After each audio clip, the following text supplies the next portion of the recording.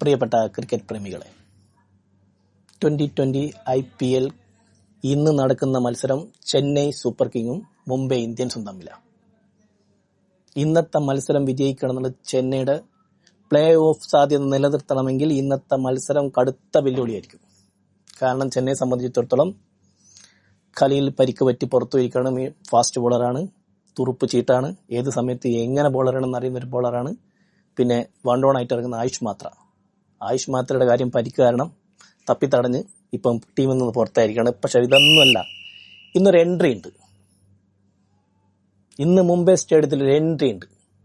M S Dhoni വന്നു കഴിഞ്ഞാൽ ചെന്നൈയെ നയിച്ച് മുന്നോട്ട് കൊണ്ടുപോകേണ്ട പ്രതീക്ഷയാണ് ചെന്നൈ ആരാധകർ മൊത്തം. അത് സംഭവിക്കോ ഇല്ലേ എന്ന് നമുക്കിത് നോക്കാം. ഇന്നത്തെ മത്സരത്തിനെ പറ്റി നോക്കാം. സഞ്ജു ഫോമിലായിരിക്കണം, ഋതുരാജ് ഫോമിലേക്ക് തിരിച്ചു വരണം. അതല്ല, വേറെ അവ്യൂഹങ്ങൾ കേൾക്കുന്നുണ്ട്. ക്യാപ്റ്റൻസി തെറിക്കും, ധോണിയും സഞ്ജുവും ഓപ്പൺ ചെയ്യും. ഒന്നും നടക്കാൻ പോകുന്നില്ല. ഇതൊക്കെ അങ്ങനെ തന്നെ, അതേപോലെ തന്നെ അതേയുള്ള ടീമിൽ തന്നെ സഞ്ജു വരുന്നു, ധോണി വരുന്നു, ആയുഷ് മാത്രക്ക് പകരം ധോണി വരുന്നു. അത്രമാത്രമേ ഉള്ളൂ. പക്ഷെ ഇന്നത്തെ മത്സരം കടുത്ത വെല്ലുവിളിയിൽ മുംബൈ ഇന്ത്യൻസിനെ തറപറ്റിക്ക ഇല്ലെങ്കിൽ പ്ലേ ഓഫ് സാധ്യത അവിടെ കഴിഞ്ഞു, മങ്ങി.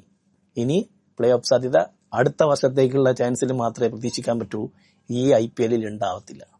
അപ്പം എല്ലാവരും നമ്മളെ കൂടെ ചെന്നൈ മത്സരത്തിൽ സപ്പോർട്ട് ചെയ്ത് നമ്മളെ ചാനൽ സബ്സ്ക്രൈബ് ചെയ്ത് ഓക്കെ